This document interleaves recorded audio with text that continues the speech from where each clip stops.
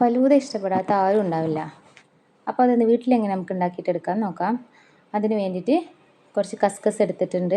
അതിലേക്ക് കുറച്ച് വെള്ളം ഒഴിച്ച് നമുക്കതൊന്ന് കുതിരാനായിട്ട് വെക്കാം. ഇനി ഞാൻ ഇതിലേക്ക് വേണ്ടിയിട്ടുള്ള ജെല്ല് ഉണ്ടാക്കിയെടുക്കുന്നുണ്ട്. അതിന് വേണ്ടി കുറച്ച് ചൈന ഗ്രാസ് എടുത്തിട്ടുണ്ട്. അത് കുറച്ച് വെള്ളം ഒഴിച്ചൊന്ന് കുതിർക്കാനായിട്ട് വെക്കാം. ഇനി കുതിർത്തതിന് ശേഷം ഇതിലേക്ക് കുറച്ചുകൂടെ വെള്ളം ചേർത്ത് ആവശ്യത്തിനുള്ള പഞ്ചസാര ഇട്ട് കൊടുക്കാം. കളറിന് ആവശ്യമായിട്ടുള്ളൊരു 2 ഡ്രോപ്പ് ഞാൻ ഫുഡ് കളർ ചേർക്കുന്നുണ്ട്. ഇത് ഓപ്ഷണലാണ്, വേണമെങ്കിൽ ചേർത്താൽ മതി. ഇനി പിസ്തയുടെ എസൻസ് ഒക്കെ ഉള്ളവരാണെങ്കിൽ പിസ്ത ചേർത്താലും മതി. ഒന്ന് മിക്സ് ചെയ്തതിന് ശേഷം നമുക്കിത് അടുപ്പിൽ വെച്ചിട്ടൊന്ന് മെൽറ്റ് ചെയ്തിട്ടെടുക്കാം. മെൽറ്റ് ചെയ്ത് കിട്ടിയിട്ടുണ്ട്. ഇനി നമുക്ക് പരന്നൊരു പാത്രത്തിലേക്ക് ഇത് ഒഴിച്ചു കൊടുക്കാം. ഇതൊരു 5 മിനിറ്റ് കൊണ്ട് തന്നെ സെറ്റായി കിട്ടും.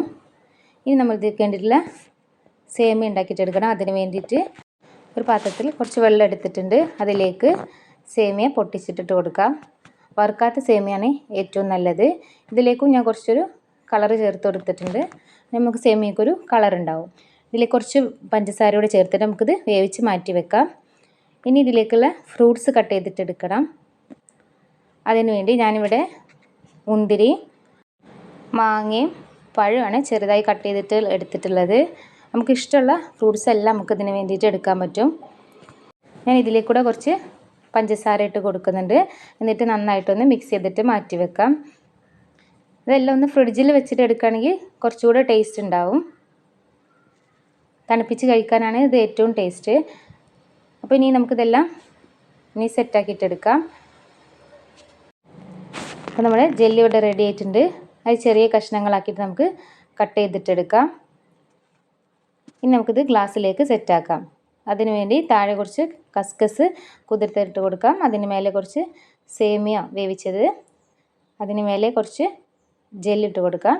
ഇനി അതിന് മേലെ നമ്മൾ ഉണ്ടാക്കിയിട്ടുള്ള ഫ്രൂട്ട് സലാഡ് ഇട്ട് കൊടുക്കാം. അതിന് മേലെ കുറച്ച് ഞാൻ നട്ട്സ് ഇട്ട് കൊടുത്തിട്ടുണ്ട്. നമുക്ക് ഇഷ്ടമുള്ള നട്ട്സൊക്കെ ചേർക്കാം. കുറച്ചുകൂടെ കസ്കസും സേമിയയും കൂടെ ഇട്ട് കൊടുക്കാം. ഇതിന് മേലെ ഞാൻ കുറച്ച് കപ്പലണ്ടി മിഠായി പൊടിച്ചതിട്ട് കൊടുക്കുന്നുണ്ട്. ഇതിനിടയിൽ ഇങ്ങനെ കടിക്കുമ്പോൾ നല്ല ടേസ്റ്റാണ്. ഇതിന് മേലെ നമുക്ക് ഐസ്ക്രീമിൻ്റെ ഒരു സ്കൂപ്പ് വെച്ച് കൊടുക്കാം. അതിന് മേലെ നമുക്ക് ഡെക്കറേറ്റ് ചെയ്യാനായിട്ട് കുറച്ച് നട്ട്സ് കൂടെ ഇട്ട് കൊടുക്കാം. ഞാനിവിടെ ആൽമണ്ട്സും കാഷ്യൂ കപ്പലണ്ടിയുടെയാണ് ഇട്ട് കൊടുക്കുന്നത്. നല്ല അടിപൊളി ടേസ്റ്റ് ആയിട്ടുള്ള ഫലൂദ റെഡി ആയിട്ടുണ്ട്. ഇത് പെട്ടെന്ന് നമുക്ക് വീട്ടിലുണ്ടാക്കിയിട്ട് എടുക്കാനായിട്ട് പറ്റും. കുട്ടികൾക്കൊക്കെ നല്ല ഇഷ്ടമായിരിക്കും. ചൂട് സമയത്തൊക്കെ നല്ലൊരു റിഫ്രഷിംഗ് ആയിരിക്കും. ഇഷ്ടപ്പെട്ടാൽ സബ്സ്ക്രൈബ് ചെയ്യണേ.